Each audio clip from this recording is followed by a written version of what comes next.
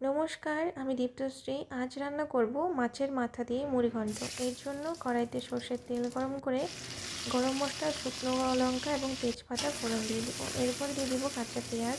পেঁয়াজটা একটু ভালো মতো করে ভেজে নেব।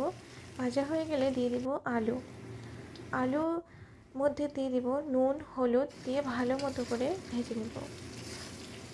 আস্তে আস্তে জাল দিয়ে ভাজতে হবে। এরপরে ভাজা হয়ে গেলে দেব আদা, রসুন, জিরে এবং কাঁচা লঙ্কার পেস্ট দিয়ে ভালো মতো করে আস্তে আস্তে জাল দিয়ে ভেজে নেব। ভাজা হয়ে গেলে এর মধ্যে দিয়ে দেব চালটা একটু নেড়ে এর মধ্যে দিয়ে দেব মাছের মাথা আমি আগের থেকেই ভেজে রেখেছিলাম। মাছের মাথাগুলো টুকরো করে দিয়ে দিলাম। এরপরে দিয়ে দেবো জল। গরম জল ব্যবহার করবেন। গরম জল ব্যবহার করলে তরকারির টেস্ট ভালো হয়। এরপরে আমি ঢাকা দিয়ে রেখে দেব। জাল কমিয়ে ঢাকা দিয়ে আস্তে আস্তে রান্না করবেন।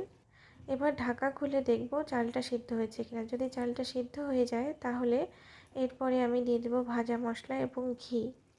এরপরে গ্যাস বন্ধ করে দিয়ে ঢাকা দিয়ে কিছুক্ষণ জন্য রেখে দেবেন, মোটামুটি 5 মিনিট। তারপরে সার্ভ করুন মুড়িঘণ্ট।